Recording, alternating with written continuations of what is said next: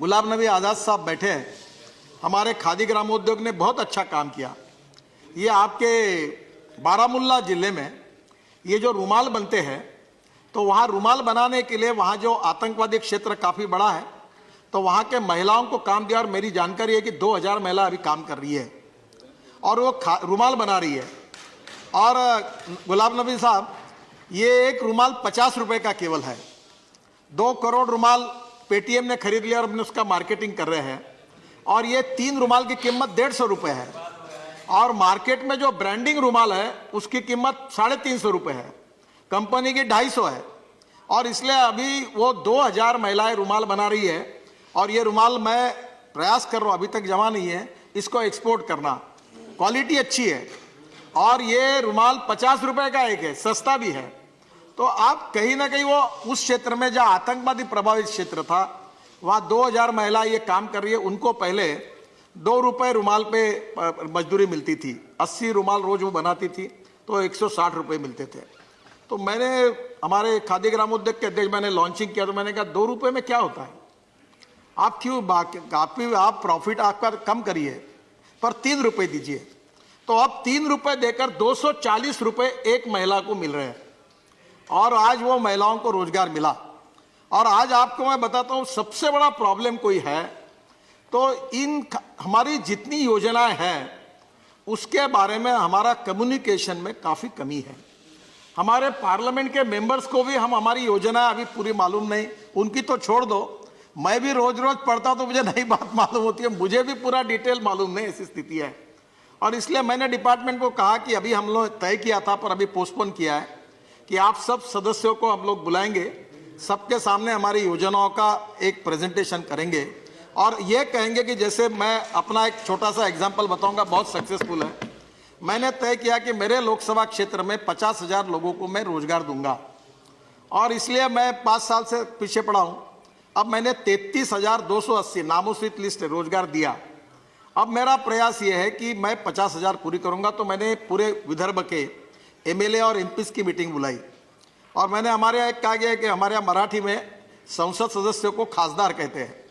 तो पहले खासदार क्रीड़ा महोत्सव किया, तो 20 दिन चला। कम से कम 52,000 प्लेयर्स ने भाग लिया और 32 गेम्स हुए और 110 स्टेडियम पर लोग खेले। सचिन तेंदुलकर वगैरह, काफ़ी बड़ा कार्यक्रम हुआ। फिर सांस्कृतिक महोत्सव हुआ। फिर मैंने कहा कि केवल रोड और ब्रिजेस बनाने से विकास नहीं होता। अब मैंने उद्योग महोत्सव किया, उसको मराठी में आप सांसद उद्योग महोत्सव कहिए, हम उसको खासदार उद्योग महोत्सव कह रहे थे। आप सब लोग ये करिए। इतनी आइडिया, ये घड़ी मैंने पहनी हुई है, हमारी विजन इतनी कमजोर है। ये टाइटन ने बनाई है, इसका बेल्ट खादी का है, इसका डायल खादी का है और ये इतना सुंदर है, लेडीज भी है और जेंट्स भी है। और हमने जितनी घड़ी बनाई उतनी मार्केट में चली गई। अब हमारे पास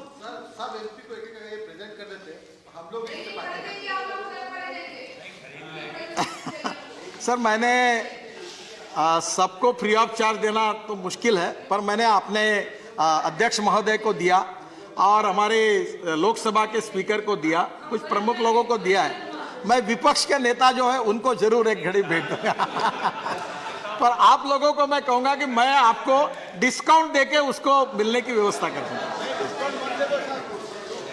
स्पीकर महोदय, मैं ये कहना चाहूंगा कि हम लोगों को ये जो खादी ग्रामोद्योग की बात हुई, अच्छा काम कर रहे वो, पर हमको इसको नए विजन में कमर्शियली कारपोरेट स्ट्रक्चर इसमें लाना पड़ेगा, तभी हमारा एक्सपोर्ट बढ़ेगा। जो जयराम जी कह रहे थे वो बिल्कुल सही है और मैं इस बात को स्वीकार करता हूं। हमारा टर्नओवर अभी 3,500 करोड़ तक जाएगा। विलेज इंडस्ट्री का पिछले साल का टर्नओवर, विलेज इंडस्ट्री जो हेड आता है अंदाजन, वो 75,000 करोड़ हुआ है। इस साल 1 लाख करोड़ होगा और हमारा प्रयास है कि हम 5 साल में ऐसी स्थिति पैदा करेंगे कि वो 5 लाख कम से कम करोड़ तक जाएगा।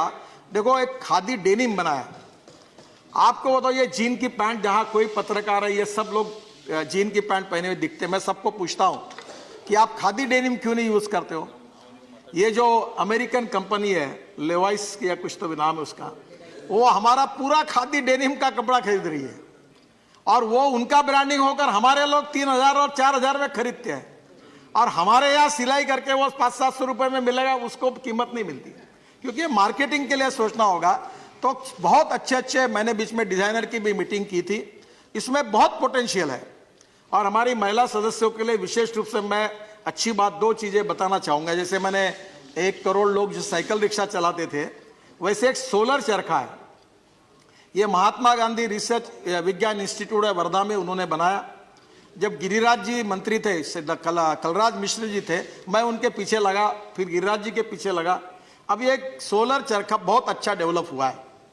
तो हमने अभी स्मृति ईरानी जी और मेरे बीच में मीटिंग हुई और मैंने उनको कहा कि आपका 25% जो सूत लगता है वो आप सोलर चरखे से खरीदी करिए। तो उन्होंने प्रिंसिपली एक्सेप्ट किया और हमने ये योजना बनाई है कि 5 साल में हम 10 लाख महिलाओं को, एक महिला को 2 सोलर चरखे देंगे और वो चरखा जो है उसके ऊपर जो सूत निकलेगा, मैं आपको गारंटी से बता रहा हूं कि आप में से जितने लोग यहां बैठे हैं वो सब लोग जो कपड़े पहने हैं उससे अच्छे क्वालिटी का सूट जो है कपड़े के लिए वहां बनता है।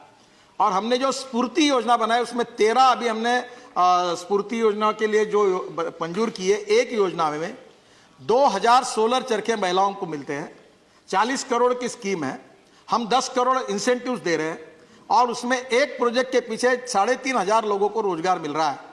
और मैंने ये बड़े बड़े जो पंतलून वगैरह टाइप लोग हैं इनको कहा कि आप इसमें आइए, वो आने के लिए तैयार है कि कपास से लेकर सूत से लेकर वेविंग सब सोलर पर होगा। साइजिंग, ब्लीचिंग, कैलेंडरिंग 13 प्रोजेक्ट शुरू भी हो गए और उसका जो कपड़ा होगा उसका डिजाइनिंग होगा और उसके बाद उसका एक्सपोर्ट होगा। हमारे देश में किसानों को डायरेक्ट इसका बेनिफिट मिलेगा। जहां कपास होता है वहां ये हो सकता है। तो ग्रामीण और विशेष रूप से ट्राइबल और 115 एस्पायरेंट डिस्ट्रिक्ट को केंद्र बिंदु मानकर हमने अनेक योजना बनाई है। कॉयर की बात आपने की, कल ही यहाँ IIT के साथ मीटिंग हुई, आदरणीय राज्य मंत्री उसमें थे। हमने चेन्नई IIT को अपॉइंट किया और अभी एम्बार्कमेंट में आपको ये मालूम होगा हाइड्रोपोनिक जो पानी पर खेती हो रही है, 1 के ऊपर 10, बहुत अच्छी टेक्नोलॉजी है। उसमें जो पिट लगता है वो कॉयर का है और ये कॉयर का जो बोर्ड है हमारा केरल का, अब इसका टर्नओवर 1900 से 3300 करोड़ रुपए हुआ है। वो एक्सपोर्ट भी कर रहे हैं और उसमें अभी खेती से लेकर कॉयर को बहुत डेवलप करने की आवश्यकता है। तमिलनाडु, केरल और आंध्र, तेलंगाना यहां हम ये कर सकते हैं। आपको बता दो, बंगाल से जूट और कॉटन मिलाकर एक जैकेट आया था परसों में पार्लियामेंट के में पहना। इतना सुंदर कपड़ा है कि इतने अच्छे अच्छे कॉम्बिनेशंस बन रहे हैं कि आवश्यकता है कि इसको ठीक प्रकार से कमर्शियली मार्केटिंग करना। अभी छत्तीसगढ़ के हमारे सांसद बोल रहे थे, इन्होंने मेटल क्राफ्ट बनाया। आप छत्तीसगढ़ में इतना अच्छा मेटल क्राफ्ट बनता है, बहुत सी जगह पर बनारस के सिल्क की बात होती है। हाँ, तो ये सभी गन मेटल, ये सभी बातों को लेने के लिए हमने अब कमर्शियली एक योजना बनाई है। पर मुझे याद है कि एक अच्छा अनुभव मुझे मिला जब मैं शिपिंग मंत्री बना, तो मैंने एक बहुत बड़े वर्ल्ड स्टैंडर्ड की एक एजेंसी को अपॉइंट किया था कि हमारे पोर्ट का अध्ययन करके इसका बिजनेस इफिशिएंसी, टाइम सब बढ़ाने के लिए मुझे रिपोर्ट दो। उन्होंने 120 रिकमेंडेशंस दिए और 120 रिकमेंडेशन में मैंने कुछ नहीं किया, मैं उसका एक्सपर्ट नहीं था। मैंने हमारे डिपार्टमेंट को, मुझे इसको इंप्लीमेंट करो, मुझे ये चाहिए। आपको ताज्जुब होगा, 103 हमने इंप्लीमेंटेशन योजना पूरी की। आश्चर्य होगा, हमारे पोर्ट सेक्टर का प्रॉफिट 7000 करोड़ हुआ, 7000 करोड़। तो ये खादी ग्रामोद्योग के बारे में भी जयराम जी और जरा डिटेल में आप सब लोग मिलकर सुझाव दीजिए। खादी ग्रामोद्योग का टर्नओवर केवल ये 3500-4000 हजार करोड़ से नहीं होगा, इसको 25,000 करोड़ के ऊपर लेना है। इसमें हैंडलूम, हैंडीक्राफ्ट या हनी, अभी हनी के लिए मैं आपको बताना चाहता हूं कि हनी क्लस्टर बना रहे हैं। आपको बताओ, अमेज़न के साइट पर जो जम्मू कश्मीर में, उत्तराखंड में और हिमाचल में जो हाई एल्टीट्यूड पे हनी है, उसकी कीमत 5000 रुपए किलो है और हमारे यहाँ 200 रुपए किलो भाव है। हमने हनी का क्यूब बनाया और अभी हनी का ऐसा सिस्टम आया है, वो मैंने बीच में प्रधानमंत्री को मैं 5 अपने लेकर कैबिनेट के मीटिंग के बाद चाय के लिए मैंने तुरंत ऐसा किया और हनी चाय के इसमें गया। तो मैंने कहा आप एक आधे मन की बात में ये प्रचार करो कि आप शुगर नहीं हनी लो चाय कॉफी में। तो हंसते हुए मुझे कहा कि आज तो मुझे कह रहे हो हनी वापरो और फिर शुगर वालों की तकलीफ होगी तो फिर मेरे पास आओगे कि शुगर को मार्केट नहीं तो क्या करना।